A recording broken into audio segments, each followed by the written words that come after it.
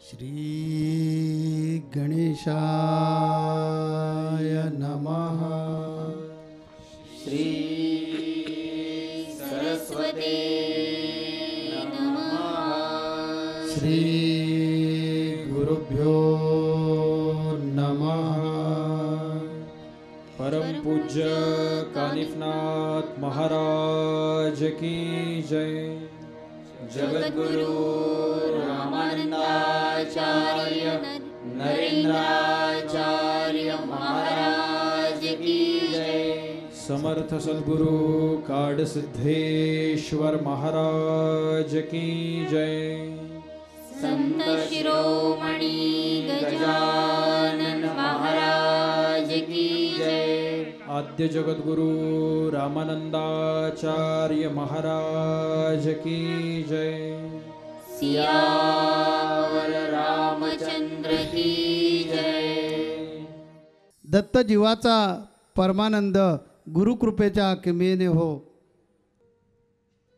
तर दत्तप्रभूच्या संसारातून जीव जेव्हा सात्विकतेकडे हळूहळू पुढे जातो तेव्हा मोक्षाचा मार्ग प्रशस्त होतो। मनुष्य जन्म घेतलेला आहे आपण, आणि या जन्माला आल्यानंतर फक्त आणि फक्त इथेच मोक्ष मिळणार आहे, अन्य कुठेच नाही। स्वरूपश्रुतीने आपल्या प्रवचनातून सांगितलं की ज्याला मोक्ष मिळवायचा आहे त्यांनी गुरूंच्या हातातलं खेळणं बनलं पाहिजे। जैसे ठेविले अनंते, मी जशा प्रकारे गुरु ठेवतील तशा प्रकारे मी राहीन, अशा प्रकारचा जर संकल्प आपण केला तर मला वाटतं प्रपंचातल्या सुखदुःखामध्ये आपल्यावर काहीच परिणाम होणार नाही। तसं संसारामध्ये दुःख आलं तर रडत बसायचं नाही। मी नेहमी सांगतो, आनंद पचवायला शिका आणि दुःख झेलायला शिका। आपण नेमकं उलटं करून टाकतो, आनंद झेलतो आणि दुःख पचवण्याचा प्रयत्न करतो। म्हणून आपण म्हणतो विषयाचे घोट पितोय। अरे कशाला पितो बाबा? संत सांगतात ते ऐक ना, कधी काळ एका जागी फिक्स राहत नाही, कधी वेळ थांबून राहणार नाही। संतांचं बघा कसं, येता तरी सुखे या, जाता तरी सुखे जा, कोणावरी ना बोजा या जीवनाचा माझ्या। जशा प्रकारे त्या गुरुदेवांची इच्छा असेल, आज आपण काय बोलतो माहिती आहे? मोक्षासाठी बोलतोय आपण। काय बोलतोय? मोक्षाची भाषा बोलतोय। त्यामुळे मी खोलाकडे बाकीच्या जाणार नाही, प्रपंच आणि दुःख वगैरे ह्याच्यात काही बोलणार नाही। ते कानिफ महाराजांनी सांगितलेलंच आहे। आपल्या पिठाच्या उत्तराधिकाऱ्यांनी सांगितलं जीवनामध्ये सुखदुःख येणार, आणि त्या सुखदुःखामध्ये जर तुमचा गुरूंवर भरोसा असला तर ते प्रत्येक ठिकाणी येणार। बेदरला, इथे कर्नाटकमधल्या बिदरमध्ये आले ते, आणि त्यांनी दाखवलं की मी आहे। तसं मी तुम्हाला अनेक वेळा सांगतो, अनेक वेळा तुमच्या मनाला प्रश्न पडतो, हे एवढं का?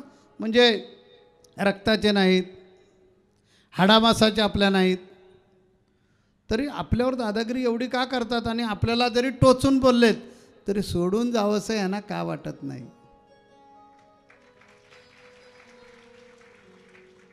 ऋणानुबंध नाही का?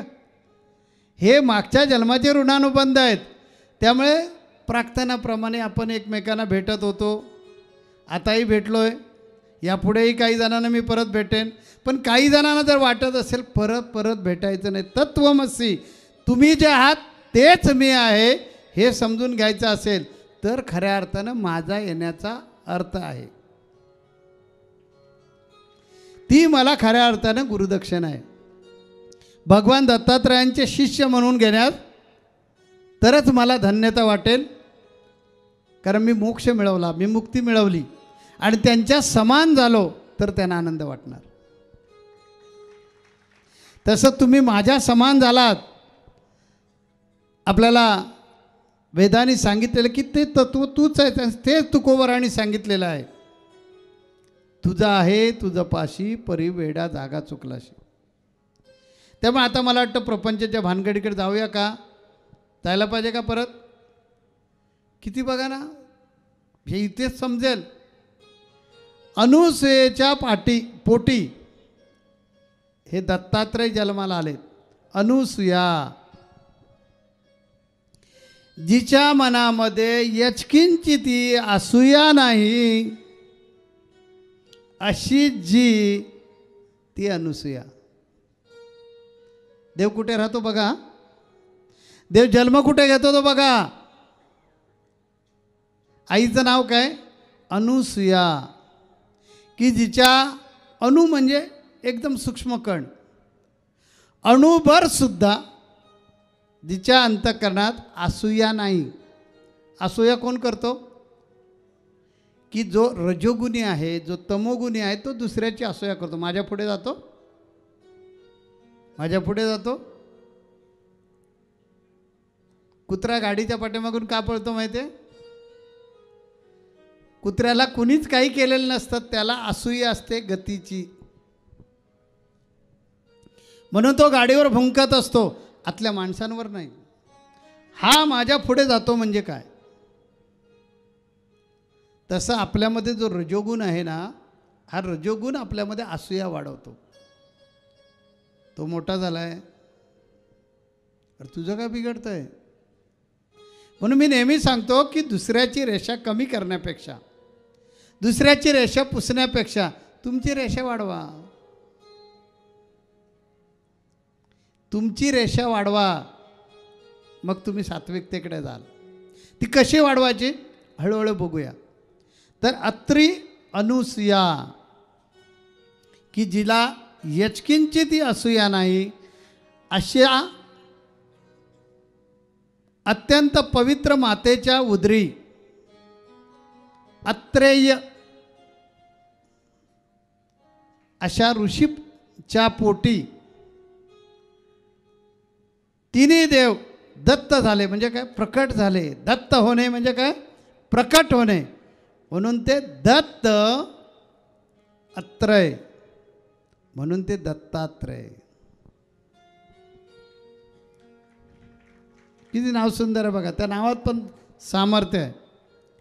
म्हणून ते दत्तात्रय. आणि आलेत कधी? पौर्णिमेला. मार्गशीर्ष महिना म्हणजे पवित्र महिना. या मार्गशीर्ष महिन्यामध्येच लक्ष्मी पुजता ना तुम्ही. मार्गशीर्ष महिन्यामध्ये गुरुवारी करता ना पूजन. त्या मार्गशीर्ष पौर्णिमेच्या दिवशी तिन्ही सांजेच्या वेळी, म्हणजे दिवसही नाही आणि रात्रही नाही, अशा वेळी भगवान आम्हा सगळ्यांचे जे देव आहेत, म्हणून ते भगवान आहेत. कारण त्यांनी चराचरामध्ये मीच आहे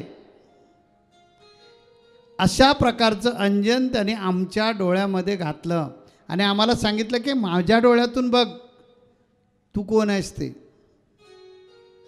आणि अशा प्रकारचा मोक्ष प्राप्त करून देणारे देव, म्हणून दत्तात्रयांना भगवान असं म्हटलं जातं. अशा भगवान दत्तात्रयांचा जन्म मार्गशीर्ष पौर्णिमा, त्याचं औचित्य गुरूंचे गुरु, परात्पर गुरु, अशा भगवान दत्तात्रयांच्या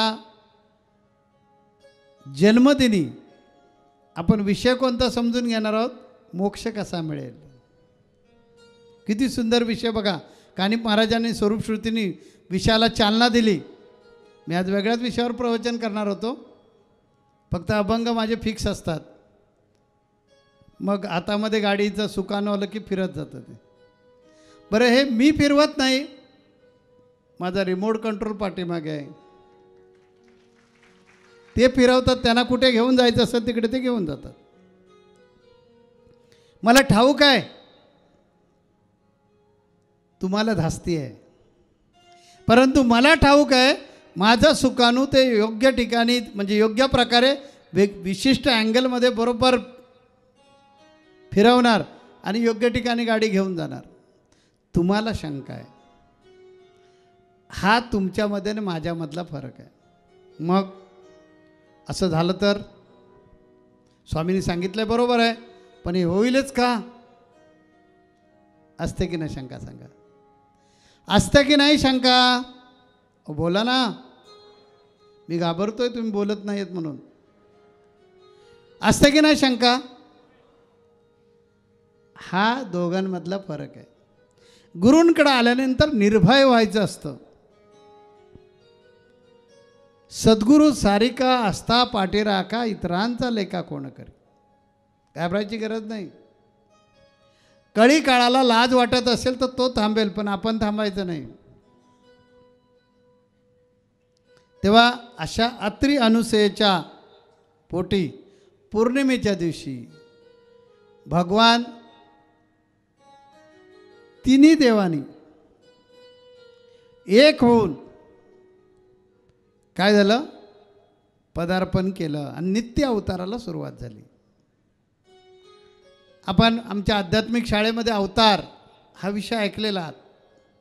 भगवान दत्तात्रयांपासून संत परंपरेला, ऋषीमुनी परंपरेला, गुरु परंपरेला सुरुवात झाली. आणि देवानी ठरवून टाकलं की यापुढे आम्ही चमत्कार करण्यासाठी येणार नाही, गुरु म्हणून येणार. म्हणून विठ्ठलसुद्धा आले, कर कटेवर ठेवले आणि सगळ्या लीला भक्तांकडून करून घेतल्या. तर तिथून हा नित्य अवतार सुरू झालेला आहे. आणि असे अनेक नित्य अवतार अगदी माझ्यापर्यंत सतत चालू आहेत. काही जण म्हणतील आपल्यापर्यंत कसं काय? हां, मी गुरुपुत्र आहे. आणि त्यामुळे मला जे निजतत्व बाप्पाने दाखवलं, ठाईची लावली अखंड समाधी, संपली उपाधी अविद्येची, नरेंद्र म्हणे ईश अणुरेणूत आहे, संसार तो झाला मोक्षमाय, कृपावंत माझा सद्गुरू काढसिद्ध, अनुग्रहित केले त्याने मला. मग जर त्या बापाचा मुलगा आहे तर मी सांगायला कशाला लाजेन? मी कशाला लाजेन? ह्याचं काही गर्वाचा संबंध नाही आहे. अभिमान आणि स्वाभिमान या दोन गोष्टीमध्ये फरक आहे, हे लक्षात ठेवा.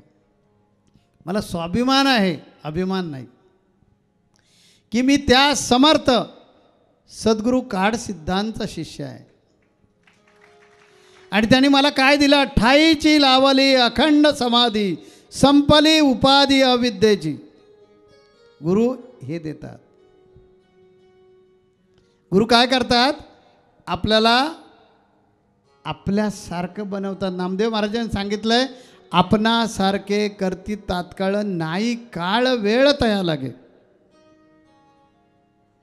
आणि म्हणून हे भगवान दत्तात्रय त्रिशूळ, डमरू, चक्र, कमंडलू, शंख आणि जपमाळ घेऊन आलेले आहेत.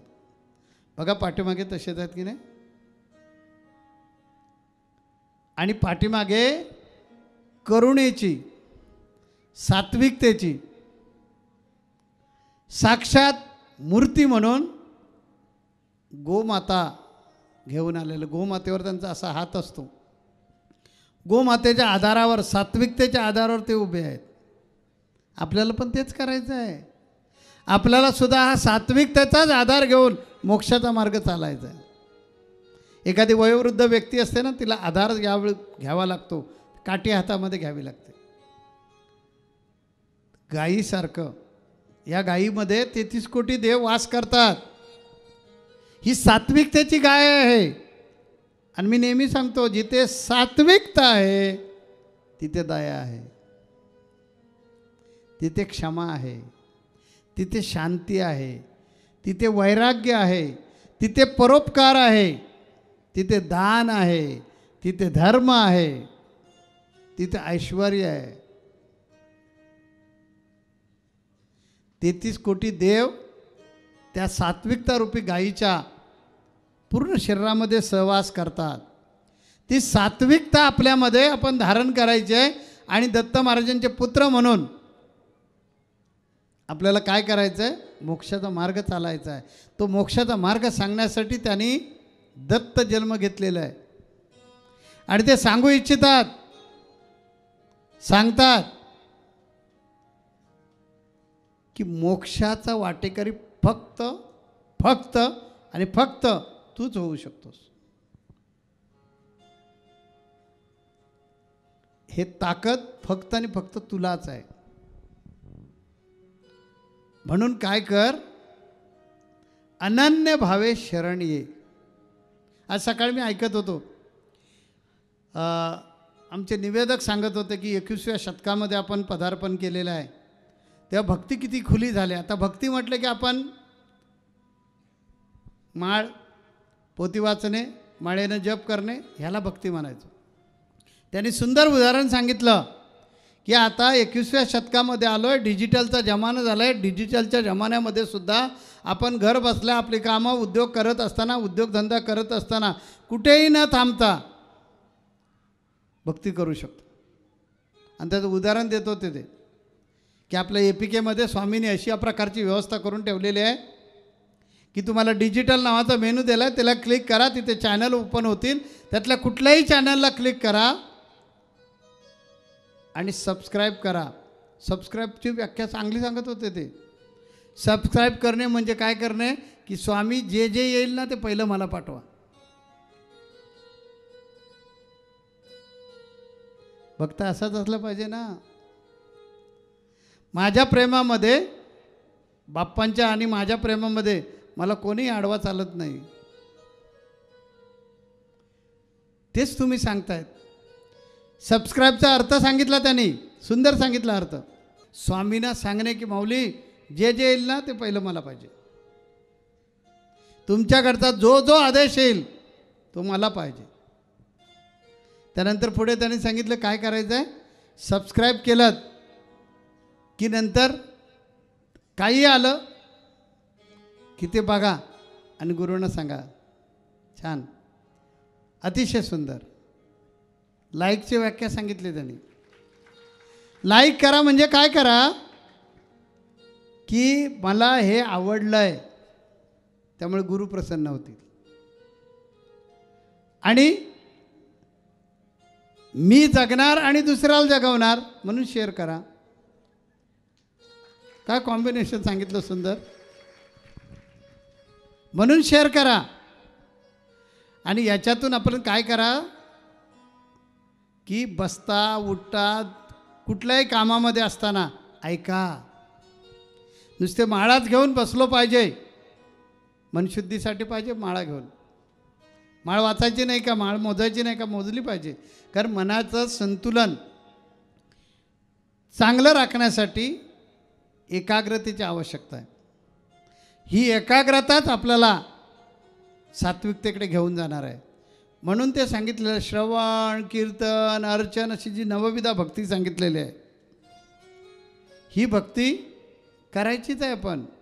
पण हे नवीन जे सांगितलं ना 21व्या शतकातलं की अशा प्रकारे पण भक्ती करून आपण ते गुरूंनी पाठवलेलं ऐकत असतो. आध्यात्मिक शाळा आपण ऐकतो, कीर्तन भक्ती होत असते. आपण गुरूंचं प्रवचन गाडीत बसलेलं असताना गप्पा इतर मारण्यापेक्षा हे चांगलं आहे बघा. मनाला कलुषित होऊ न देता गुरु सेवेमध्ये राहायचं. मग गुरूंच्या आरत्या लावा, गुरूंचं भजन करा, हे सगळं आहे आपल्याकडे यूट्यूबला. आणि त्याच्या माध्यमातून भक्ती वाढवा.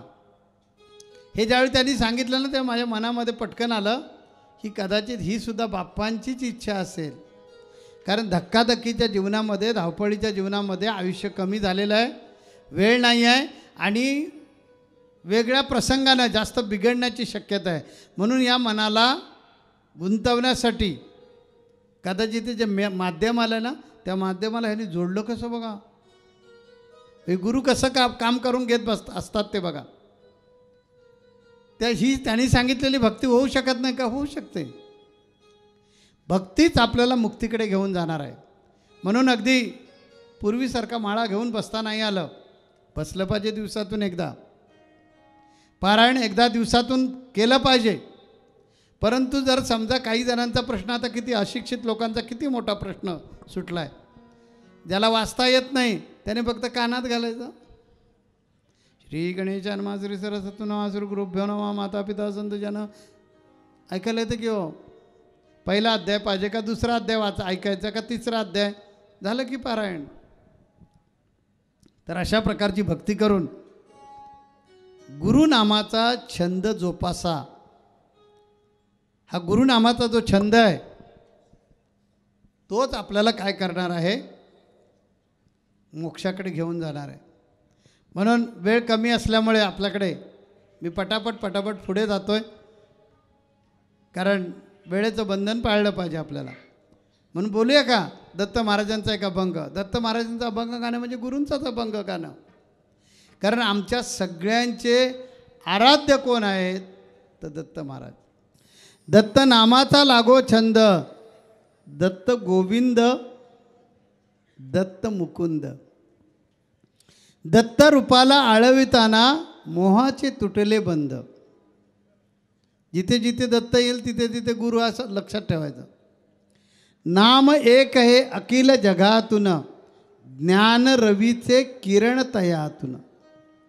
दत्त प्रकाशा झेलित असता, जगणे परमानंद.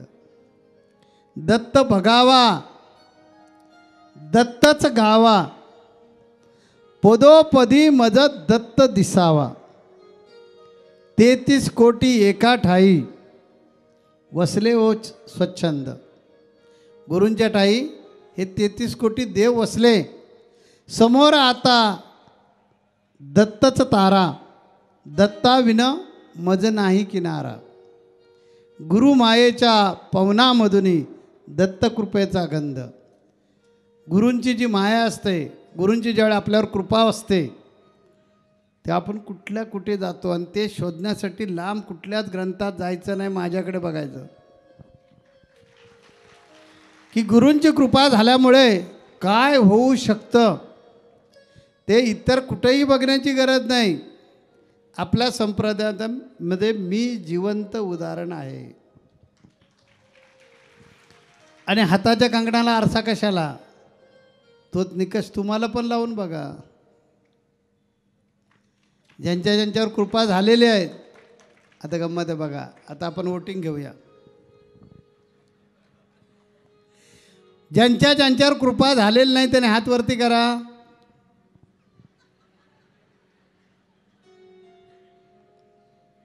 म्हणजे सगळ्यांवर झाले ना कृपा.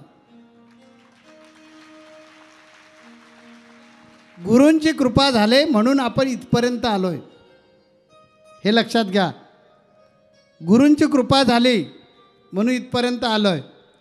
गुरूंची कृपा काही जणांना अजून झालेली नाही का? तर 33 कोटी एका ठाई. काय म्हटलं मी? 33 कोटी एका ठाई. असे याला अजूनही कळलेलं नाही. त्याला प्रश्न आहे, स्वामी संत आहेत ना, मग संत असल्यामुळे हे कडवा हिशोब, हे घाणेरड्या शक्ती स्वामींना कंट्रोल होऊ शकतात का? असं ज्यांच्या मनामध्ये येतं आणि मग देवदेवस्की, भूतभुताटकी, करणी करणं, भुताटकीच्या नादी लागणं, इकडे तिकडे मार्ग शोधणं. हे का होतं? की 33 कोटी एका ठाई माझ्या गुरूंजवळच आहेत. माझा गुरुच 33 कोटी ब्रह्मांडांचा नायक आहे. या असा विश्वास ज्यांचा थोडासा ढिला झालेला आहे त्यांच्यावर हा प्रॉब्लेम येतो त्यांना. म्हणून बाप्पा नेहमी सांगायचे, करून पहा. काय करून पहा? गुरूंवर तशा प्रकारचं प्रेम करून पहा, म्हणजे ॲटोमॅटिक कृपा होईल. माझा बघा, माझा ब्रह्मांड नायक कोण? बाप्पा.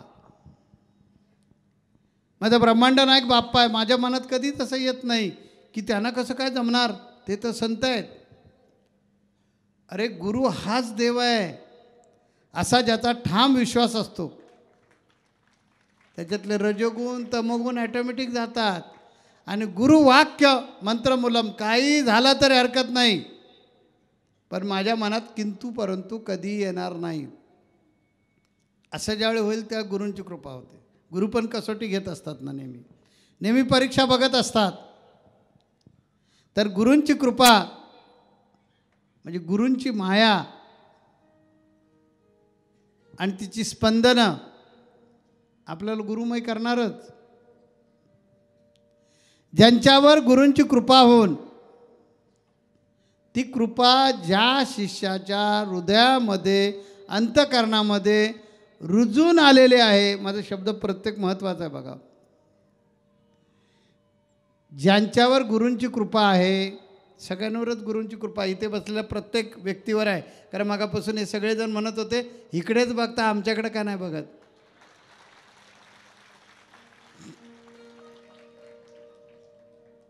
म्हणून इकडे पण बघितलं, तिकडून स्पंदन आली, तिकडेच बघता सारखे, आमच्याकडे मगापासून बघतच नाहीत. इथून आली ती स्पंदनं. म्हणून म्हटलं ते विवेक जाधव आलेत नाशिकवरून, ते सारखे बघतात, बोलतात मगापासून. विवेक जाधव जरा उभे राहा, इकडे आहेत ते नाशिकचे, ते बघा, दाखवा त्यांना. हे मगापासून बघतायत. मी एवढा लवकर म्हणजे मी नाशिकमधून पण माझ्याकडे बघत पण नाही आहेत. खरं आहे का? सांगा काय ते खरं आहे का? हां, ते गुरूंची स्पंदनं सगळीकडे असतात, लक्षात घ्या. तेव्हा ही स्पंदनं गुरूंची आपल्याकडे आली, ती अंतःकरणातून जर रुजून आली तर आपल्यामध्ये सात्विकतेचा कडेलोट होतो. आजचा विषय काय आहे? मोक्ष. आज गुरूंच्या जन्मदिनी आलोय ना आपण. मग गुरूंची अपेक्षा काय आहे? माझ्यापेक्षाही तू श्रेष्ठ हो. वडिलांची अपेक्षा काय असते मुलाकडून? कानिप महाराजांकडे माझी अपेक्षा काय? मुलगा म्हणून ना, उत्तराधिकारी म्हणून नव्हे. माझ्या नावानं ओळखण्यापेक्षा तुझ्या नावानं जर मला ओळखलं तर बाप म्हणून मला अभिमान वाटेल. गुरु म्हणून तुमच्या सगळ्यांकडून आणि कानिपनाथ महाराजांकडून पण, या स्वरूपश्रुतींकडून पण हीच अपेक्षा राहणार. तुम्हा शिष्यांच्या नावावरून जर मला ओळखलं तर मला किती धन्यता वाटेल. केवढी मोठी गुरुदक्षिणा आहे. जसं बाप्पांना धन्यता वाटते. जगद्गुरू रामानंदाचार्य नरेंद्राचार्य महाराजांचे गुरुवर्य आहेत. काय म्हणता काय? हे जर एवढे आहेत, गुरु काय असतील हे लक्षात घ्या. ते आजचा विषय काय? जन्मदिनी यायचं ते फक्त काय केक कापून खाण्यासाठी यायचं का? काय गोडधोड जिलेबी बिलेबी मिळेल ह्याच्यासाठी यायचं का? गुरूंकडे आलोय, मग गुरुंना आवडेल असं दिलं पाहिजे ना प्रेझेंट. आपण एखाद्याकडे जातो, त्याला भेट देतो ना. मग आज भेट काय द्यायची? तर भेट मोक्षाची प्राप्ती कशी होईल अशा प्रकारची जर आपण खुणगाड बांधली, संकल्प केला आणि ती गुरूंची इच्छा पूर्ण केली तर खऱ्या अर्थानं ती गुरूंची गुरुदक्षिणा आहे. आणि म्हणून आजचा विषयच वेगळा आहे.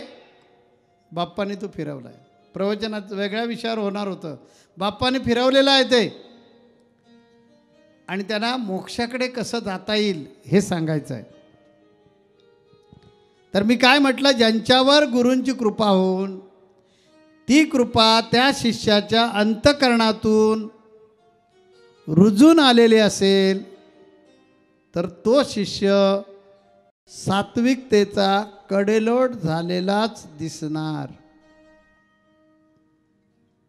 काय म्हटलं बघा, परत बोलतो बघा. ज्यांच्यावर गुरूंची कृपा सगळ्यांवरच होते, लक्षात ठेवा. गुरूंची कृपा सगळ्यांवरच होते, पण सगळ्याच शिष्यांच्या हृदयामध्ये ते रुजून येत नाही. शेतकरी नेहमी बीज जमिनीमध्ये टाकतच असतो, पण टाकलेलं सगळंच बीज सगळ्याच ठिकाणचं रुजून येतं असं नाही. काही ठिकाणचं रुजून येतं, काही जणांचं इतकं रुजून येतं की टरारून येतं आणि एकदम मस्त वाफा तयार होतो. काही जणांचा किडका, आणि काही ठिकाणी रुजूनच येत नाही. कशामुळे? तर ह्यांना विचारलं तर ते सांगणार जमीन खडकाळ आहे. शेतकऱ्याची चूक आहे का? नाही ना, शेतकऱ्याची चूक नाही आहे. तसं गुरूंची चूक नाही आहे. गुरु सगळ्यांना द्यायला बसलेले आहेत.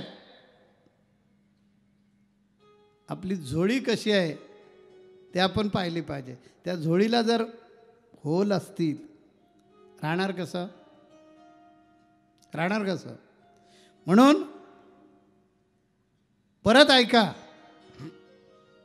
ज्यांच्यावर गुरूंची कृपा होऊन ती कृपा ज्या शिष्याच्या अंतःकरणामध्ये रुजून आलेली आहे, त्या शिष्याला आजूबाजूला चेक करून बघा, तो सात्विक त्याचा कडलोट झालेलाच असणार आहे. म्हणून इथं प्रत्येक माणसं भिन्न भिन्न आहेत. मला वाटतं तुमच्या प्रश्नाचं प्रत्येकाचे उत्तर मिळालेलं असेल की आपण भिन्न भिन्न स्वभावाचे का इतके दिवस जातो. आम्ही इतके दिवस जातो, पण भिन्न भिन्न स्वभावाचे का? तर काही जणांनी ते रोप तिथे रुजवून आणायच्या अगोदरच मारून टाकलेलं आहे. काही जण म्हणतात ठीक आहे, माईक भेटला की बोलतातच. काही जण म्हणतात असंच नाही बोलणार, काहीतरी नक्की कारण असणार, त्यामुळे ते इथे नोंदवून ठेवलं पाहिजे. काही जण नोंदवून ठेवतात पण आत्मसात करत नाहीत. फक्त नोंद आहे, फक्त नोंद आहे, पण आत्मसात करणं गरजेचं आहे. म्हणजे कळणं आणि वळणं ह्याच्यात फरक आहे की नाही सांगा. अमुक अमुक गोष्ट मला कळली, पण ती मनामध्ये ओळली का? मनामध्ये रुजली का? हां, काहीतरी गडबड आहे. बोलले स्वामी एवढं नक्की, फार मोठं एवढं एवढं लांबडं वाक्य बोलले, 2-3दा परत परत बोलले, काहीतरी कळलं. काय कळलं ते नाही सांगता येणार. म्हणून आपण सात्विकतेपासून सगळ्यांना म्हणत आहे. इथे वेगळ्या प्रकारचे लोक आहेत, ते लक्षात घ्या. सगळे माझे शिष्य आहेत किंवा माझेच भक्तगण आहेत, परंतु वेगवेगळ्या ताकदीचे आहेत. ज्यांना वाटतं ते व्हायचं आहे, तर तुकोबारांनीच सांगितलेलं, मी कशाला सांगायला पाहिजे. पाहिजे जातीचे एडा गाभाळाचे काम नाही. आता ही जात तुमच्या मनात आहे, ती आमच्या मनात नाही. तुकोबारांनी सांगितलंय पाहिजे जातीचे एडा गाभाळाचे काम नाही. आणि तेच मी सांगतोय, सांगण्याचा प्रयत्न करतोय की कठीण काहीच नाही आहे, जरी परम सुगम. हा एकदम सुगम आहे, परंतु गुरूंचा बोध जसाच्या तसा अंतःकरणामध्ये रुजवला पाहिजे आणि तो रुजवून आणला पाहिजे. त्यावेळी आपल्यामध्ये सात्विकता वाढेल. सात्विकतेचा कडेलोट झालेला माणूस जो आहे ना, त्याला बघितलं की लगेच कळतो. त्याच्या आचरणामध्ये, त्याच्या रहणसणमध्ये आपोआपच देवत्व यायला लागतं. आणि लोकच म्हणतात नाही अरे तू प्रवचनकार फार चांगला आहे, बाकीच्यांबद्दल नको बोलूया, प्रवचनकार समोर दिसतात त्यांच्याबद्दल बोलूया, अमुक अमुक प्रवचनकार फार चांगला आहे. काही प्रवचनकारांच्या बाबतीमध्ये बोलतात गाडीचे पैसे दिले तरच येणार, प्रवास कोण देणार, उताराचे पैसे कोण देणार. आणि एवढासा हार घातला, जरा मोठा घातला असता तर काय बिघडलं असतं का? हा सात्विकतेतला फरक आहे. हा सात्विकतेतला फरक आहे.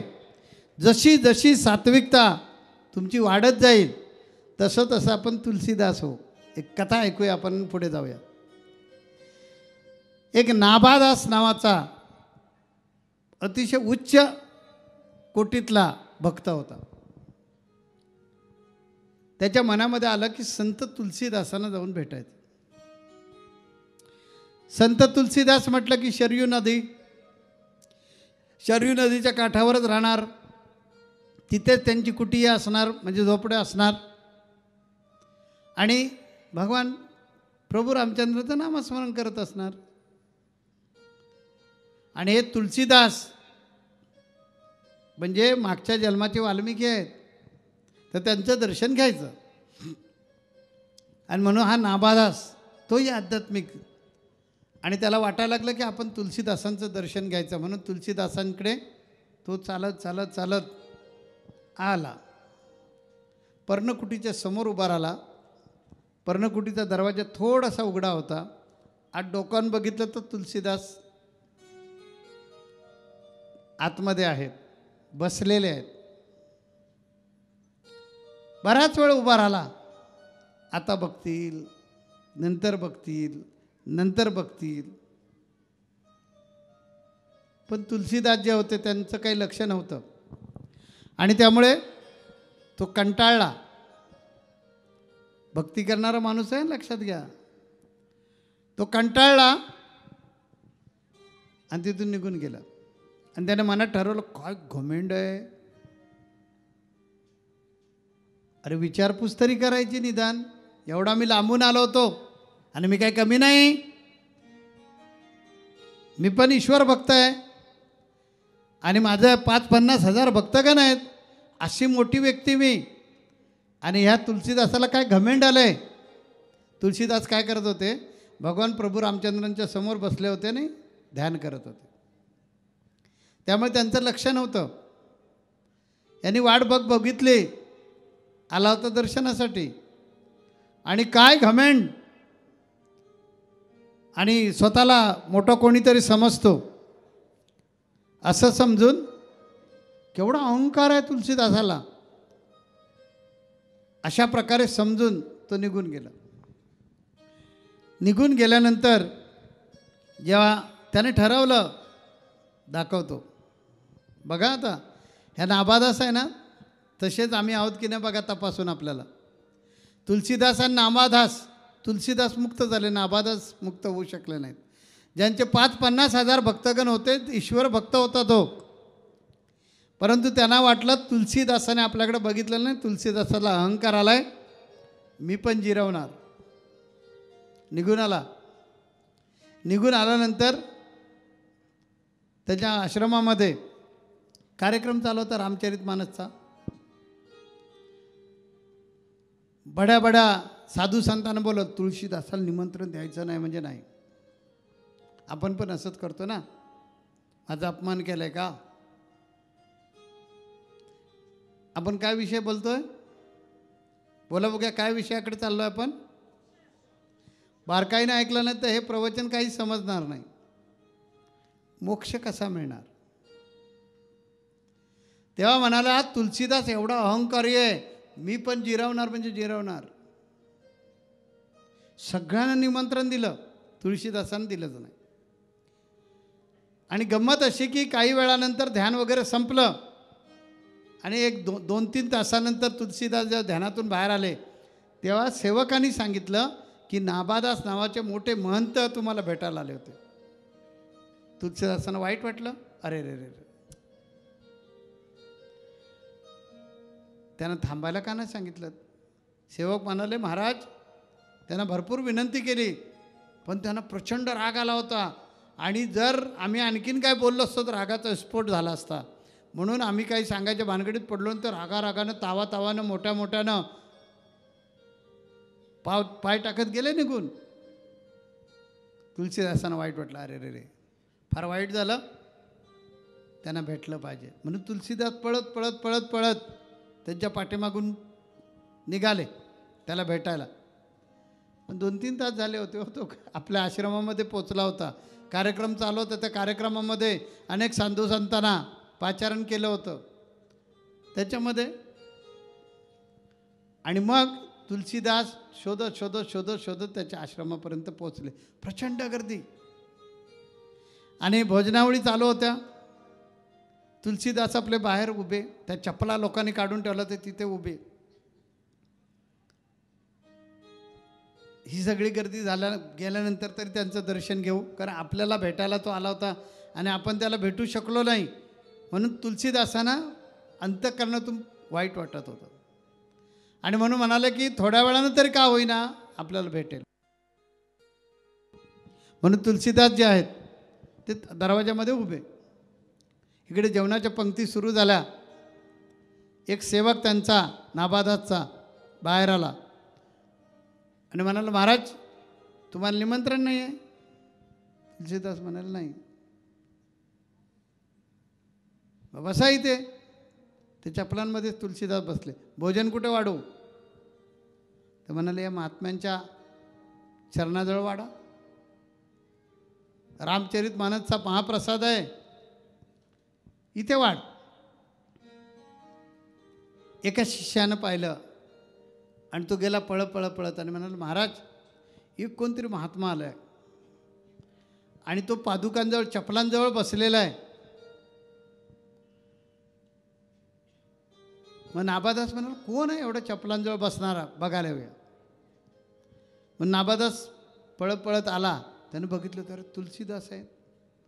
ह्याचा जो रागाचा पारा होता सपकन खाली उतरला की एवढी मोठी महान विभूती रागवण्याऐवजी तिथे पादुकांजवळ बसलेले, नियम मोडायचा नाही म्हणून, कारण तुझा आतमध्ये कार्यक्रम चालू आहे, तू त्या रामचरित मानसच्या कार्यक्रमामध्ये आहेस, तुला व्यत्यय नाही आला पाहिजे म्हणून इतकी विनम्र झाली आणि ती पादुकांजवळ चपलांमध्ये बसलेले आहे. मग त्याला कळलं की तुलसीदास आणि आपल्यात फरक काय. तुम्हाला कळलं असेल तर बघा, जर कळलं असेल तर काय हरकत नाही आहे. तेव्हा ही जी सात्विक, कळलं का की फोडून सांगायला पाहिजे. कोणच बोलत नाही. कळलं पण काय म्हणत नाही, नाही म्हणत पण नाहीत. आता सांगतो, कळलं का की एवढे मोठे संत तुलसीदास पण ते रागवले नाहीत की मी एवढा मोठा आहे आणि तुला शोधत आलो आणि मला आतमध्ये पण घेत नाहीत तुझे सेवक, माझी विचारपूस करत नाहीत. पण मला नाही वाईट वाटलं, तू कामामध्ये आहेस, तू तुझ्या सेवा कार्यामध्ये आहेस. सगळे लोक गेले की मी शांततेने भेटेन तुला, तुझं दर्शन घेणं मी निघून जाईन. हा सात्विकतेचा कडेलोट आहे. आपण असं असलं पाहिजे. बघितलं का माझ्याकडून कधी अनेक जण माझ्यावर टीका करतात, मी कधीच खुलासा देत नाही आणि टीका तर कधीच करत नाही. मी नेहमी म्हणतो ते मोठे आहेत आपल्यापेक्षा, त्यामुळे बोलणार.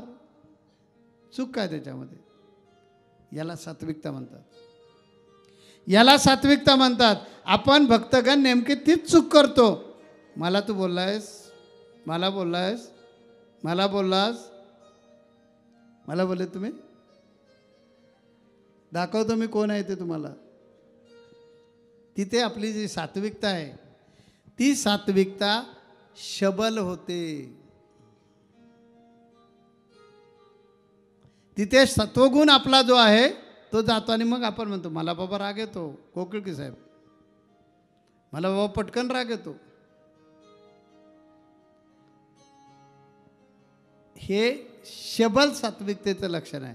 आपण मुळात चांगले असतो, आपल्यामध्ये सत्वगुण वाढलेला असतो गुरूंच्या सानिध्यामध्ये, परंतु गुरूंच्या सानिध्यात राहून सुद्धा आपण जे त्याच्यामध्ये थोडासा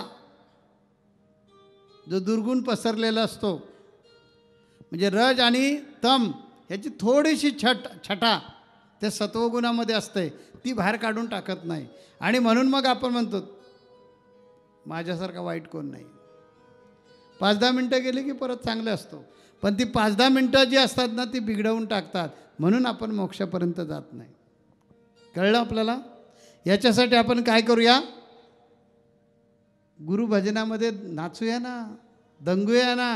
गुरुभजनामध्ये जर आपण नाचलो, गुरुमय होऊन गेलो, तर मला वाटतं आपल्यातला हा द्वैत आणि अद्वैत निघून जाईल. ज्या वेळेला आपण नाचतो तर देवसुद्धा आपल्याबरोबर नाचत असतो. ज्यावेळी आपण लाज सोडून त्याची प्राप्ती व्हावी अशी ज्या अभिलाषा करतो, त्यात तो सुद्धा आपल्या प्राप्तीसाठी आसुसलेला असतो. मला जसं नेहमी वाटतं बाप्पांना बघावं, बाप्पांना पण माझ्याशिवाय राहता येत नाही. नामदेव महाराजांव्यतिरिक्त विठ्ठल राहू शकत नव्हते, परंतु विठ्ठल जसे नामदेव महाराजांशिवाय राहू शकत नव्हते, तसं नामदेव महाराजसुद्धा विठ्ठलाशिवाय राहू शकत नाही. आपलं सगळ्यांचं नातं तसंच आहे. काही लोकांना तर इतकं वेळ लागलेलं आहे, सकाळी आम्ही बोललो नाही, कधी बोलणार? अजून का नाही बोलत? अजून का ह्या सुनील ठाकूरला काय कळत नाही का? माऊलीला द्यायला नको का मोबाईल? चालू असतं, कळत असतात सगळी स्पंदनं. तेव्हा अशा प्रकारे ज्यावेळी आपण गुरुभक्त हे नातं जे आहे एकमेकांशी, भक्ताचं लक्षणच सांगितलं आहे, जो विभक्त नाही तो भक्त. अर्थात आपण सर्वजण आहात म्हणून त्या संप्रदायाच्या माध्यमातून किती कार्य चालू आहेत हे शक्य नाही आहे. पण माझ्यावर जीव की प्राण तुमचा आहे, मी सांगणार ते तुम्ही करणार. पण मी सांगतोय ते आता एवढं तरी ऐका ना, बाकीचं ऐकताय सगळं. तुमचा जो सत्वगुण आहे ना तो वाढवताय तुम्ही, पण त्याचा कडेलोट होत नाही आहे. त्याच्यात रजोगुण आणि तमोगुण आहे, त्यामुळे आपण वाया चाललेलो आहोत. म्हणून मोक्ष मिळत नाही. जास्त वेळ नाही घेणार कारण टायमिंग भरपूर झालेला आहे. मार्कंड पुराणामध्ये एक गोष्ट आहे. त्रेतायुगामध्ये राजा हरिश्चंद्र नावाचा एक राजा होऊन गेला. त्याला एक दिवशी स्वप्न पडलं. स्वप्नामध्ये तो जंगलामध्ये आहे असं दिसू लागलं. आणि जंगलामध्ये विश्वामित्र त्याला दिसले. त्याला दिसल्याबरोबर राजाने त्यांना वंदन केलं. वंदन केलं. राजानं आशीर्वाद म्हणजे विश्वामित्राने त्यांना आशीर्वाद दिला आणि म्हणाल, बेटा मला तुझ्याकडून दक्षिणा हवे. महाराज म्हणाले, सगळं तुमचंच आहे. दिली दक्षिणा. आपण काय मागावं ती मी द्यावी. आपण पण म्हणतो हे सगळं तुमचंच आहे. पण सात्विकता थोडीशी कमी असल्यामुळे ज्यावेळी खरंच कसोटीचा वेळ येतो, हे बाबा हा फोल्डर घे जरा, आता बाद झाली ना 2 वर्ष, सोड की आता रिटायरमेंटला आलास, दे की राजन. नाही, अजून 6 महिने, अजून 6 महिने. तर राजा हरिश्चंद्राला विश्वामित्राने सांगितलं की मला तुझं राज्य हवं आहे. म्हणाले, ठीक आहे गुरुवर्य, देऊन टाकतो. आणि स्वप्नामध्ये राज्य दान देऊन टाकलं. सकाळ झाली, वास्तव्यात आला राजा. तो होता तो स्वप्नामध्ये होता. ज्या जागृत झाला, सकाळ झाल्यानंतर दुपारच्या 12च्या सुमाराला खरंच विश्वामित्र त्याच्या राजवाड्यात आले आणि म्हणाले, भक्ता विसरलास का? तर राजा म्हणाला, काय? मला तू स्वप्नामध्ये राज्य दान दिलेलं आहेस, माहिती आहे तुला? तो म्हणाला, माहिती आहे. ही अशी हकीकत का झाली ती अगोदर सांगतो, कारण पुढे जी परिस्थिती ऐकलीत की तुम्हाला वाटेल असं का. तर या राजानं सात्विकता वाढवण्यासाठी अश्वमेध यज्ञ केले होते 7, आणि 8वा राजसूद यज्ञ त्याने आरंभलेला होता. जेवढा माणूस सात्विक होत जातो तेवढ्या कसोट्या जादा, परीक्षा जादा. बलीनं 99 यज्ञ केले. 100वा यज्ञ प्राप्त झाला असता, पूर्ण झाला असता, तर इंद्राचं राज्य म्हणजे इंद्रपद द्यावं लागलं असतं. देवांचा राजा म्हणून डिक्लेअर करावं लागलं असतं. म्हणून देवानं कसोटी घेतली. तशी या राजा हरिश्चंद्राची कसोटी सुरू झाली. विश्वामित्र प्रत्यक्ष उभे राहिले आणि सांगितलं की तू मला राज्य दिलेलं आहेस ते देऊन टाक. त्यानं पत्नीला सांगितलं, मुलाला सांगितलं, एकुलता एक मुलगा रोहिदास, आणि पत्नीचं नाव होतं तारामती. पत्नीला सांगितलं की असं असं झालेला आहे प्रसंग, काय करते? पूर्वीच्या पत्नी म्हणजे धर्मपत्नीच, म्हणजे धर्मपत्नीच. आता म्हणतील नको, बरं आहे ना, गडबड होईल. चुकून शब्द तोंडातून आलाय, मॅन केलेला बरा होईल ना असं. आम्हाला काय माहिती नाही तू काय केलंस ते, पुढचं काय बोलत नाही मी आता. धर्मपत्नी म्हणाल, ठीक आहे, राज्यस्तर देऊन टाकलेला आहात ना. विश्वामित्र म्हणाला, पत्नीची काय इच्छा आहे? नाही म्हणाले, माझी धर्मपत्नी आहे, माझी आज्ञेत आहे ती. मुलगा तर अज्ञानीच आहे, त्याचा भारच माझ्यावर आहे. ठीक आहे महाराज, तुमची इच्छा, दिलं तुम्हाला. विश्वामित्र म्हणाल, माझ्या हातावर पाणी सोड. पाणी सोडलं आणि राज्याचा त्याग केला. विश्वामित्राने सांगितलं लवकरात लवकर हे राज्य सोडून तुम्ही या राज्याच्या बाहेर जायचं. तिन्ही माणसांनी, ही तिन्ही माणसं बाहेर पडली आणि चालत चालत चालत चालत निघालेले आहेत. चालून चालून आयुष्यात सवयच नाही ना. सात्विक माणसानं लक्ष द्या. चालायची सवय नसल्यामुळे पायाला असे टरटरून फोड आले. पण करतात काय, सीमा तर लवकर सोडायची. जबान इकडे म्हणायचं आम्ही धरी येले तुझे दृढ पाव. जबान सर्वच वाहिले मग कशा उपाव. जबान जवान नाही म्हणत आहे मी, जबान. तर सर्वच तुम्ही त्याला वाहिलेला तर उपाय का करता. ही उपाय करतो, ही शबल सात्विकता आहे. शुद्ध सात्विकता. जावो अथवा राहो, नाशिवंत शरीर, ही शुद्ध सात्विकता. आता हा सगळा शेवटच्या ह्या पॅराग्राफमध्ये खेळ आहे शुद्ध आणि अशुद्धतेचा. लक्ष दिलं तर समजतील, नाहीतर गडबड होणार आहे. तेव्हा म्हणाले राज्य सोडायचं. राज्य सोडलं, निघाले निघाले निघाले. अट काय होती, ह्या देशाच्या सीमेतून बाहेर जायचं. कसं तरी हातपाय पण साथ देत नव्हते, पण कसे तरी एकदा जाऊन वाराणसीला पोचले. थोडं सहायचं वाटलं, बरं बाबा जाऊ द्या. आपण काय म्हटलं असतं, काय तू माणूस आहे का, महाराज आहेस ना, कळत नाही का तुला. अरे मी राजा आहे, मला भिकारी बनवतोस आणि बाहेर घालवतोस मला. पण त्यांनी हुकी चू नाही केलं, बाहेर गेले. आपण जबान दिले ह्या राज्यात राहणार नाही म्हणून शक्य नसताना सुद्धा कसं तरी हातपाय ओढत ओढत ओढत ओढत वाराणसीला म्हणजे दुसऱ्या देशामध्ये जाऊन पोचले. वाराणसी म्हणजे आताची काशी. अजून पण आहे तिथे, जाऊन बघा तुम्ही. मणिकर्णिका घाट आहे तिथे, अजूनसुद्धा त्यांचं अस्तित्व आहे. पुढे मी सांगतो ते. तिथे जाऊन पोचले.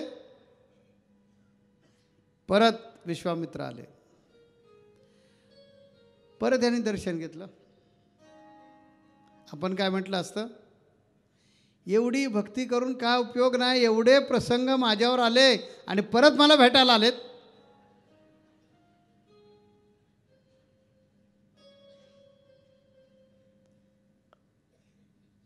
शबल सात्विकता. विश्वामित्राने नमस्कार केला, म्हणजे विश्वामित्राला नमस्कार केला राजा हरिश्चंद्रानं. पत्नीनं नमस्कार केला, मुलानं नमस्कार केला. विश्वामित्र म्हणाले मला दान दे.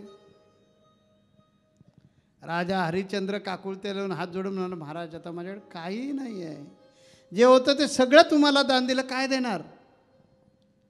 विश्वामित्र म्हणाले तू खोटा बोलतोयस, तुझ्याकडे देण्यासारखं भरपूर आहे. ही तुझी बायको आहे, हा तुझा मुलगा आहे, हे तुझं संपूर्ण शरीर आहे, तरी देण्यासारखं काही नाही म्हणतोस. सर्वस्व म्हणजे जे जे देता येईल ते सर्व. पत्नी हुशार होती. राजाने कपाळाला हात लावला, म्हणत काय सांगू, कसं बोलणार बायकोला. राणीनं कोडं सोडवलं. म्हणाले महाराज यचकिंचिती, मागे येऊ नका. तुम्ही 7 राजसूद यज्ञ केलेले आहात, अश्वमेध केलेले आहात, हा 8वा राजसूद आहे. त्या येऊ नका मागे, आम्हाला विकून टाका आणि त्याचा मोबदला आहे ना देऊन टाका.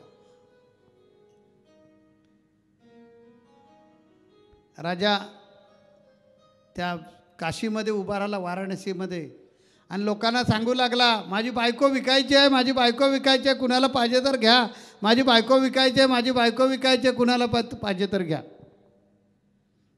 बऱ्याच वेळानंतर एक वृद्ध माणूस आला आणि त्या वृद्ध माणसानं त्याच्या बायकोची जी किंमत मोल होतं ते दिलं आणि विकत घेतलं. राजा हरिश्चंद्राच्या हातात पैसे दिले. आता तो रोहिदास जो होता तो छोटा होता, तो आईबरोबर निघाला. त्या वृद्ध म्हणाला मला बाबा फुकट नको, पैसे तुझे देतो. त्यामुळे त्या मुलाचे पण पैसे दिले राजा हरिश्चंद्राच्या हातामध्ये. दोघांचे पैसे घेतले आणि विश्वामित्रांकडे नेऊन दिले. विश्वामित्र म्हणलं बस संपलं. परीक्षा भक्ताच्या लागला का पाठी, भाजून पोळून करील त्याची बाकी. पुढचं नंतर म्हणतो. विश्वामित्र म्हणाले अजून तू आहेस. परत राजा तिथेच गेला, त्या बाजारात उभा राहिला. मला विकत घ्या, मला विकत घ्या, मला विकत घ्या, तुम्ही काय सांगाल ते मी काम करेन. आहे कोण? राजा. ज्याने आयुष्यामध्ये दुःख म्हणजे काय कधी पाहिलेलं नाही आहे, ज्याच्या घरामध्ये अष्टसिद्धी अष्टलक्ष्मी वास करतात, अशा राजा म्हणतो मला विकत घ्या, दास म्हणून मला कुणीतरी घ्या आणि माझं मोल काय द्यायचं ते द्या. एक डोम आला. तर म्हणाला मी विकत घेईन पण काम करावं लागेल तुला. काय? नाही मोबदला देईन मी जातीनं डोम आहे, त्यामुळे प्रेत जाळण्याचं काम असतं.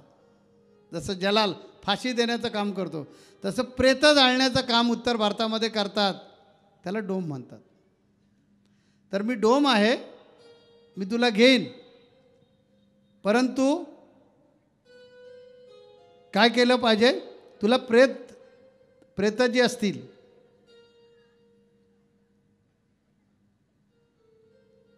ती जाळावी लागतील. जमणार? ठीक आहे. मग तुला मी त्या प्रत्येक जाळशील ना, त्याच्याकडून जे घेणार कमाई जी काय होणार, त्यातली कमाईतले मी तुला किती देणार ते सांगतो. हा वाराणसीचा राजा जो आहे, त्या कमाईचे 10 भाग करायचे, त्यातले 6 भाग राजाला द्यायचे, 3 भाग मला द्यायचे मी डोम म्हणून, आणि 1 भाग तुला घ्यायचा. अशा प्रकारे तुला कमाई मिळेल. मान्य असेल तर हा माझ्याकडे. त्याचे पैसे राजाने घेतले, विश्वामित्रांच्या हातात दिले. विश्वामित्र पैसे घेतले, निघून गेले. इकडे आता पत्नी एका वृद्धाने घेऊन गेलेला आहे, मुलगा तिकडे घेऊन गेला आहे. राजा राणी आणि मुलगा यांची ताटातूट झाले. तिथे आता तिला दासी म्हणून नेलेलं आहे, म्हणजे तिला वेगवेगळ्या प्रकारची मोलकरणीपेक्षाही खालच्या लेवलची कामं मिळणार. ती बिचारी करते. हा इकडे आलेला आहे राजा, दास म्हणून, गुलाम म्हणून. अन्न नाही, पाणी नाही, इतक्या हालपेष्टा. मी इथं सांगितलं तुम्ही रडाल म्हणून प्रसंग डोळ्यासमोर उभा नाही करत. सात्विक माणसाला या सगळ्यातून जावं लागतं. गुरूंची दीक्षा घेतली आणि काही दिवसात ॲक्सिडेंट झाला आणि विचारलं बाद झालं का. सात्विकता सोडली नाही, गुरुना दोष दिला नाही. मी म्हटलं घासभर कशाला ताडभर द्या, म्हणून 3 महिन्याचा कालावधी लागला. राजा हरिश्चंद्र जो आहे, हा राजा हरिश्चंद्राची परिस्थिती अशी, बायको तर तिकडे दासी म्हणून मोलमजुरीची कामं करत होती. काय देतील ते खरकटं मरकटं देतील ते खायचं आणि जगायचं. जी राणी, तिच्या हाताखाली अनेक दास आणि दासी, तिची स्थिती काय. आणि राजा हरिश्चंद्र, त्याची स्थिती काय, केस पिंजारलेले आहेत, एवढी दाढी वाढलेली आहे, अंगावर कळकट मळकट कपडे आहेत, वेळच्या वेळी जेवण नाही, त्या प्रेतांची दुर्गंधी, प्रत्येक प्रेत जाळायचं. प्रेताच्या दुर्गंधीनं अन्नावर इच्छा नाही. मेलेला माणूस असतो ना, त्याला जाळायला जातात, ते जाळायला जातात त्यांना विचारते, ते पेटल्यानंतर इच्छा नसते. इतकं वैराग्य होतं. झालं बाबा, आता आपलं पण असंच होणार. कालचा पोरगा गेला, आता आपलं कसं काय होणार, हे वैराग्य एवढं येतं तिथे. आणि राजा हरिश्चंद्राला तर येणं जाणारं प्रत्येक प्रेत पेटवायचं आहे. चिता रचायची आणि प्रेत पेटवून द्यायचं. तिथेच थांबावं लागतं ना, प्रेत मागं पुढे बाहेर आलं तर ते ढकलावं लागतं वगैरे सगळं आतमध्ये. अशी कामं राजा हरिश्चंद्र करतोय. पण यचकिंची ती दोष दिला नाही. आपण काय करतो, एवढी भक्ती करून काय दिलं ते सांगा. एवढी भक्ती करतो, अन्न खात नाही, पाणी पित नाही, एवढे तुमचे उपवास केले, एवढी तुमची पारायण केल्याने हेच काय माझे तुम्ही उपकार केलेत आणि पाण्यात बुडवून ठेवता. या भक्तीचं, या सात्विकतेचं लक्षण काय आहे? शबल सात्विकता. जैसे ठेविले अनंते तैशा परिराहे. तुकोबारांची पत्नी गेली, वारली, दुष्काळामध्ये मुलं बाळं गेली. तुकोबारा काय म्हणाले माहिती काय? बरं झालं देवा, वाटळ तू केले. म्हणून तुकोबारा आत्मशक्तीचे भोगते जे झाले, आत्मदर्शनाचे सम्राट झाले, ते त्यामुळे झाले. राजा हरिश्चंद्र हे सगळं हाल अपेष्टा सहन करतो, पण यचकिंचितही त्याच्या मनामध्ये इच्छा नाही, देवाबद्दलचा त्रागा नाही, नशिबाबद्दलचा त्रागा नाही. का हे नशिबात आणलं आहे? किंवा त्या गुरु विश्वामित्रांना दोष नाही. जमणार का अशी सात्विकता? पुढे ऐका. पुढे अशी परिस्थिती ते बराच दिवस चाललेले आहेत. इतके हाल अपेष्टा सहन करतायत ती तिन्ही माणसं. आणि कर्मधर्म संयोगानं त्या रोहिदासाला सर्पदोष होतो. पैसा नाही, गरिबाकडे कोण बघणार? नशिबानं गरीब बनवलं आहे, लक्षात घ्या. मुळातला तो गरीब नाही आहे. गरिबाकडे बघणार कोण? सर्पदंश झाला, औषध उपचाराला पैसा नाही, उपचार करायला कोणी नाही. आणि त्या सर्पदंशात रोहिदास मेला, एकुलता एक मूल. आता ह्या मेलेल्या देहाची विल्हेवाट लावण्यासाठी कोणी नाही, कोणी नाही. ती बिचारी आता शेवटी अंतिम संस्कार पाहिजेत. केस पिंजारलेले आहेत, भिकारणीपेक्षा विचित्र परिस्थितीला काळे निळे दात पडलेले आहेत, शरीराला सुरकुत्या पडलेल्या आहेत, बघण्यासारखा चेहराच राहिलेला नाही. ते राजबिंड रूप कधीच संपलेलं आहे. तिने मुलाला एक पाय पकडला आहे, कारण अन्नपाणी नाही आहे, तिच्या अंगात त्राण नाही आहे, तिला चालायची ताकद नाही आहे. पण आता मुलावर अंतिम संस्कार झाले पाहिजेत म्हणून तिने एका मुलाचा एक पाय पकडला आहे आणि ती ओढत ओढत ओढत ओढत घेऊन चाललेले आहे. जसं जमेल तसं पडते, परत उठते, परत पडते, असं करत करत कसं तरी ते प्रेत ओढत ओढत ओढत ओढत त्या स्मशानात घेऊन आले. मणिकर्णिका घाटावर घेऊन आले.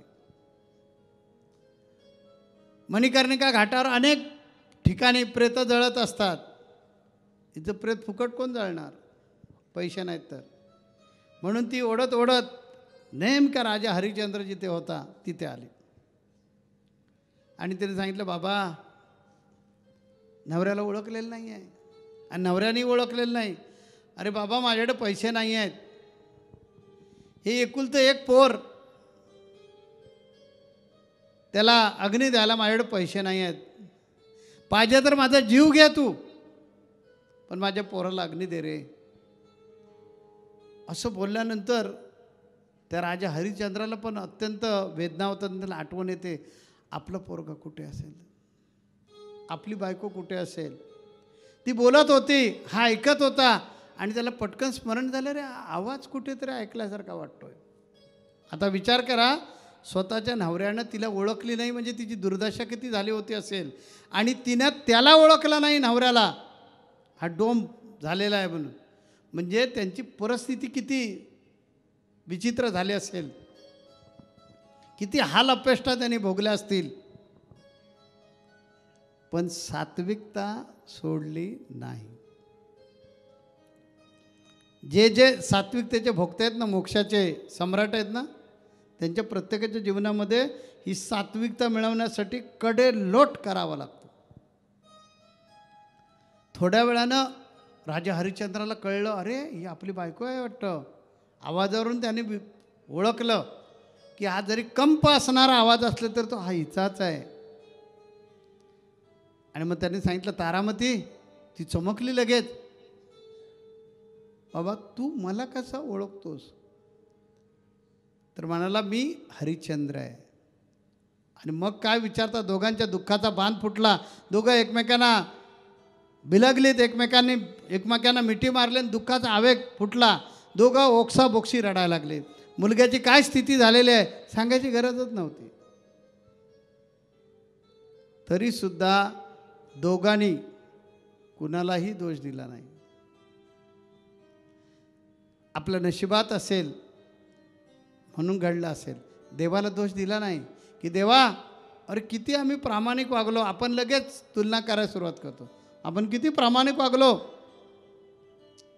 आणि प्रामाणिक असून सुद्धा ही काय परिस्थिती माझी करून ठेवलीस.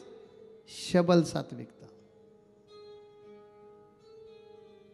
मी मगाशीच सांगितलंय की सात्विकतेचा कडेलोट म्हणजे मोक्ष आहे.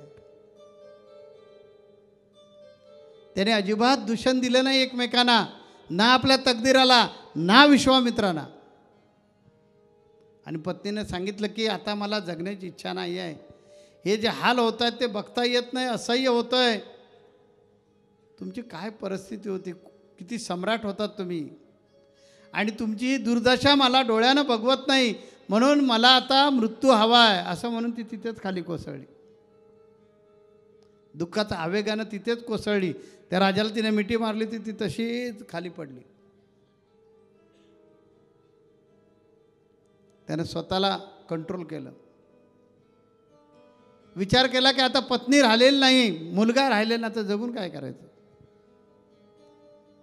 डोळ्यातून अश्रू येत होते, हातापायला कंप सुटलेला. अतिशय दुःख होतं ना आपल्याला त्यावेळी सुद्धा आपण थरथर थरथर कापतो. अतिशय राग आला की आपण थरथर थरथर कापतो, घसा कोरडा पडतो. तशा प्रकारे राजा हरिश्चंद्राची स्थिती झालेली आहे. घशाला कोरड पडले, हातपाय असे कंप पाहू लागलेले आहेत. आणि स्वतःला त्यानं कसं तरी सावरत निश्चय केला आता जगायचं नाही. स्वतःच्या त्या थरथरत्या हातानं कशी तरी चिता रचली. त्याच्या पण अंगात ताकद नव्हती. कसं तरी पोराचं ते प्रेत जे होतं ते ओढत ओढत आणलं आणि वरती चितेवर ठेवलं. बायकोचा तो मृतदेह उचलला, चितेवर ठेवला. चिता पेटवली. किती कसोटी असते बघा. चिता पेटवली. धर्माप्रमाणे ज्या काही 5 प्रदक्षिणा मारायच्या त्या मारल्या. चिता धगधगू लागली, ते चिता पेटू लागली. आणि मग राजा हरिश्चंद्रानं कुणालाही दोष न देता त्याच्यामध्ये उडी मारली. पण तरीसुद्धा हू नाही की चू नाही, की हे काय नशिबामध्ये आलं. कशाला पाहिजे होता मला मोठेपणा करायला, असंही मनात नाही आलं. विश्वामित्रांबद्दल यचकिंचित मनामध्ये कटुता आली नाही किंवा तकदीरालाही त्यांनी दोष दिला नाही आणि उडी टाकली. जेव्हा करील त्याचे वाटोळे तेव्हा देव म्हणे मी तुला भाळे. आणि मग इंद्र प्रकट झाले तिथे आणि ती चिता विझवली. मग चिता विझवली की जेव्हापर्यंत त्याला सरणावर गेला त्याने चितेमध्ये उडी टाकली आणि तो जळून भस्म होणार. म्हणजे स्वतःला संपवत असताना सुद्धा तकदीराला दोष नाही, देवाला दोष नाही, विश्वामित्राला दोष नाही. जैसे ठेविले अनंते तैशा परी राहावे, चित्य शोधावे समाधान. आणि मग चितेवर उडी टाकल्याबरोबर इंद्रदेव तिथे प्रकट झाले. चिता विझवली. आणि मग तरीसुद्धा बघा काय झालं. चिता विझवल्यानंतर राजा हरिश्चंद्राला विचारलं की आपण का चिता विझवलीत. त्यांनी सांगितलं की अरे बाबा मी इंद्रदेव आहे आणि जो वृद्ध होता ना हा वृद्ध म्हणजे यमधर्म आहे. आम्ही तुझ्या सात्विकता किती आहे ह्याची परीक्षा पाहत होतो. तू परीक्षेत पास झालायस, त्या तुला आता आम्हाला स्वर्गाचं राज्य द्यायचं आहे. जे तो देतो ना 56 फाडके देतो, आम्हाला मिळालं तसं. आमची काहीच नाही, एवढी पण कसोटी नाही. राजा हरिश्चंद्राची काय कसोटी झाली त्याचा विचार करा. किती कसोटी झाली, किती सहनशीलतेचा अंत, म्हणजे कडेलोट झाला. पण यचकिंची ती नाही बोललं. तरीसुद्धा राजा हरिश्चंद्र बोलतोय की मी दास आहे तुमचा. कारण तो जो डोम होता ना तोच इंद्र होता. मी दास आहे आणि दासाला अधिकार नसतो. मला मुक्ती कशी मिळणार तुम्ही म्हणता तशी. म्हणजे किती लीनता, किती विनम्रता, किती शालीनता अशी ज्या वेळी आपल्या मनामध्ये येईल, अंतःकरणात रुजेल, त्यावेळेला आपण समजून जायचं आपल्याला मोक्ष 100% आहे. त्यावेळी समजून जायचं आपल्याला मोक्ष 100% आहे. अशी शुद्ध उच्च कोटीची सात्विक भक्ती करावी लागते. कुठलाही प्रसंग असू दे. बरेच जण इथे भक्ती करतात आमची, माझ्या प्रचंड प्रेम आहे, पण प्रसंग आला ची गडबड होते. इथे 99% लोक असे आहेत, प्रसंग आला की चलबिचल होते. जरा जरी मनामध्ये कलुषित प्रकार झाला की ती सात्विकता शबल होते. आणि शबल ही मोह आणि मायेमध्ये खेचून घेऊन जाते. आणि शुद्धता ही वैराग्य आणि निरीच्छतेकडे घेऊन जाते. आणि मोक्ष वैराग्य निरीच्छतेमध्ये आहे. आणि हे सामर्थ्य गुरूंकडे आहे की तुम्हाला वैराग्याकडे घेऊन जाऊ शकतात, निरीच्छतेकडे घेऊन जाऊ शकतात. आजवर अनेक गुरूंनी ते काम केलं आणि ते दायित्व भगवान दत्तात्रयाने माझ्यावर सोपवलं. म्हणून आजची वारी आहे. ती सांगण्याची जबाबदारी माझ्यावर सोपवली. म्हणून मी तुम्हाला सांगितलं की ह्या वाऱ्या, जन्ममरणाच्या वाऱ्या चुकवायच्या असतील तर शुद्धता वाढवा. तो काय करतो तुम्हाला घेणं देणं काय नाही. तो असा वागतो मग मी कशाला वागू त्याच्यात असं चांगला. तुझा आणि काय संबंध आहे का त्याचा. तू वेगळा आहेस, तो वेगळा आहे. तू तुझी सात्विकता वाढवत बस. तुला तुझी सात्विकता वाढवायची आहे. तुझ्यामध्ये सात्विकता उच्च कोटीची कशी येईल ह्याचा प्रयत्न कर. तो काय करतो तुला घेणं देणं काय. कारण तुला जन्म देताना तुझ्या प्रार्थनाचा विचार करून दिला आहे, म्हणून तुझं आयुष्य लिमिटेड आहे. त्याला जन्म देताना त्याच्या प्रार्थनाचा विचार करून त्याला दिलं आहे, म्हणून त्याच्या जीवनातली सुखदुःख वेगळे आहेत. तुझ्या जीवनातली सुखदुःख वेगळे आहेत. आणि तू जितका सात्विक होण्याचा प्रयत्न करशील तेवढ्या कसोट्या होतील. कसोटीवर कसोटी, कसोटीवर कसोटी. म्हणून तर अभंगलीला ह्याच्यातून ज्यावेळी जाण्याचा संबंध आला त्यावेळी आठवलं आणि म्हटलं संत जे असतात ना ते भाष्य करून ठेवतात. मनात आला म्हणून नाही अभंग लिहिला आहे. बघा आम्ही काय सांगितलं. हा सुख चाकण्या देव वेडावला, त्रिभुवन टाकून भक्त हृदयी राहिला. येथे कांड्या कोंड्याचे अन्न तो चवीने खातो हा नारायण. भक्ताच्या लागला का पाठी. बघा प्रत्येक शब्द महत्त्वाचा आहे. भक्ताच्या लागला का पाठी. जर तो पाठीमागे लागला. आशीर्वादाचे 2 प्रकार आहेत बघा. तुम्ही हात ठेवता त्याला आशीर्वाद नाही म्हणत. गुरुनी हात ठेवला की आशीर्वाद होतात. तसं गुरु एकदा का पाठी लागला, तुम्ही गुरूंच्या पाठी लागणं वेगळं आणि गुरु तुमच्या एकदा का पाठीशी लागले की कसोटीवर कसोटी, कसोटीवर कसोटी, कसोटीवर कसोटी. भक्ताच्या लागला का पाठी भाजून पोळून करील त्याची बाकी. बाकी म्हणजे काय, शिल्लकच काय ठेवणार नाही. जेव्हा करील त्याचे वाटोळे तेव्हा नरेंद्र म्हणे हा तुला भाळे. त्यावेळी तो भाळतो. ज्यावेळी त्या चितेवर चढवलं आणि निर्धार बघितला की हा कशाचं दूषण लावत नाही कुणालाही आणि स्वतःला आता संपून घेतो, बस आता जगायचं नाही. त्यावेळी इंद्रानं प्रकट होऊन काय केलं, त्याला सांगितलं आता तू स्वर्गाचा राजा आहे. कारण तुझा 8वा राजसूत यज्ञ जो आहे तो हाच यज्ञ पूर्ण झाला आहे. तू आता राजा, स्वर्गाचा राजा होणार आहे. अनेक साधू संतांच्या आयुष्यामध्ये अशाच प्रकारचे वेगळ्या प्रकारचे प्रसंग वेगवेगळे असतील, पण कसोटीचेच प्रसंग असतात. त्या कोणत्याही कसोटीच्या वेळी तुम्ही कचरले नाहीत आणि त्याला जर सर्वस्व बहाल केलेला आहे, तुझं तू बघ.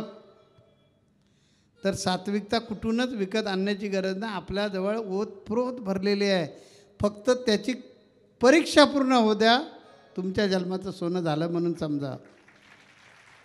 म्हणून जो आपल्या जीवनाचं सोनं करणारा भगवान दत्तात्रय म्हणजे गुरु जे आहेत, त्या गुरूंचं आपण काय करूया, आता स्मरण करूया, गजर करूया आणि आपण थांबूया. आज खुणगाठ बांधून जाऊया की मला मोक्ष मिळवायचा असेल तर सात्विक व्हावं लागेल, आणि सात्विक व्हायचं असेल तर शुद्ध सात्विकता माझ्यामध्ये जर आली तरच या जन्मामध्ये मला मोक्ष मिळणार आहे. बरोबर ना? गजर करूया का? बघा गुरुनी कसं उत्तर दिलं आहे ते. दत्त महाराजांनी सांगितलेलं आहे की मोक्ष मिळवायचा असेल तर गुरूंचा हो, सर्वस्व बहाल कर आणि गुरु आज्ञेत राहा. परमपूज्य कानिफनाथ महाराज की जय. जगद्गुरु रामानंदाचार्य नरेंद्राचार्य महाराज की जय. समर्थ सद्गुरु काडसिद्धेश्वर महाराज की जय. संत शिरोमणी गजानन महाराज की जय. आद्य जगद्गुरु रामानंदाचार्य महाराज की जय. सियावर रामचंद्र की जय. अवधूत चिंतन श्री गुरुदेव दत्त पवन सुत हनुमान की जय. धर्म की जय हो. अधर्म का नाश हो. सभी प्राणियों में सद्भावना हो. गो हत्या बंद हो. विश्व का कल्याण हो. सत्य की जय हो. सभी हिंदुओं में एकता हो. सभी हिंदुओं में एकता हो. सभी हिंदुओं में एकता हो. हिंदू धर्म खतरे में है. हिंदू धर्म खतरे में है. हिंदू धर्म खतरे में है. जय सिया राम. जय सिया राम. जय सिया राम. जय सिया राम. जय सिया राम. जय सिया राम.